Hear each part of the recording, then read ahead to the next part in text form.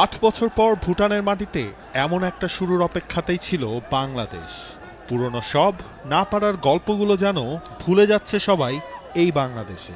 সাদা জার্সিতে আমার সোনার বাংলা, আমি তোমায় ভালোবাসি। সেই ভালোবাসার বাংলাদেশের জন্যই ভুটান থেকে জয় উপহার দিল তপু বর্মনের দল।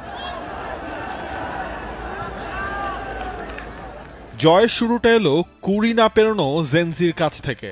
শেখ মোরসালিন চ্যাংলিমিথাং স্টেডিয়ামে রাকিবের ক্রস ঠিকঠাক ক্লিয়ার করতে পারেননি ভুটানের গোলকিপার ধেন্দুপ। গোল করার নেশা যার, সেই মোরসালিন কি আর এমন সুযোগ মিস করেন? গেল বছর জুনে অভিষেক, এখন পর্যন্ত বাংলাদেশের জার্সিতে করে ফেললেন নিজের পঞ্চম গোল। বর্তমান স্কোয়াডে থাকা কেবল তপু বর্মনেরই রয়েছে মোরসালিনের চেয়ে একটা বেশি গোল।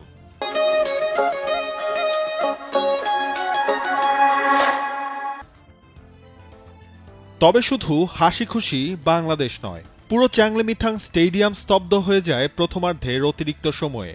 মাঠে ইনজুরিতে থাকা রাকিবের ট্রিটমেন্টের জন্য ঢুকেছিল মেডিকেল টিম। স্ট্রেচার নিয়ে ঢোকা সেই সাপোর্ট স্টাফের একজনই মাঠে জ্ঞান হারিয়ে ফেলেন। হৃদস্পন্দন স্বাভাবিক করতে মাঠেই করা হয় পাম্পিং। শেষ পর্যন্ত অ্যাম্বুলেন্সে করে তাকে নেওয়া হয় হাসপাতালে।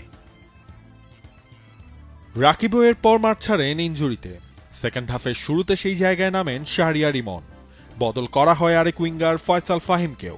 অভিষেক হয় জাতীয় দলের জার্সিতে রাব্বি হোসেন রাহুলের। তবে বাংলাদেশের কাছে সেই মোরসালিনের গোল ছাড়া মনে রাখার মতো কোনো সুযোগও তৈরি হয়নি। অন্যদিকে মিতুল মার্মাকে টাফ টাইমে দিয়েছে ভুটান। অফসাইডেও বাতিল হয়েছে ভুটানের একটা গোল। ৩ মাস পর বাংলাদেশ জাতীয় দল খেলল কোনো ম্যাচ। হাভিয়ার কাবরেরার চ্যালেঞ্জ ছিল ৭,৫০০ ফুট উচ্চতার ভুটানের মাঠে বাংলাদেশের ফুটবলাররা শেষ পর্যন্ত দম রাখতে পারবে তো। আপাতত প্রথম পরীক্ষায় টেনে টুনে পাশ করল তার দল। তবে সাফে ভুটানের সাথে যে প্রতাপী বাংলাদেশকে দেখা গিয়েছিল, সেই বাংলাদেশ যেন মাঝের বিরতিতে হারিয়ে গেছে। ৮ সেপ্টেম্বর এই ভুটানের সাথে ফিফা ফ্রেন্ডলির শেষ match. Neville Khan, T Sports.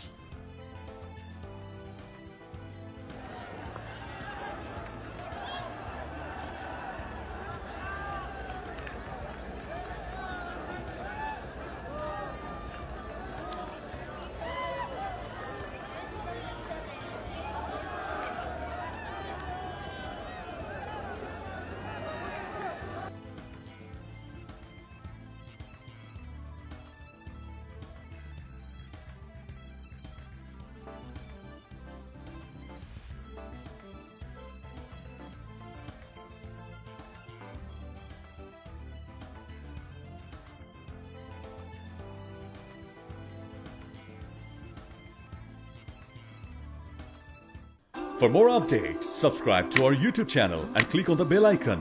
Follow us on Facebook and Instagram. Download T-Sports app to enjoy exciting games and highlights. Visit tsports.com.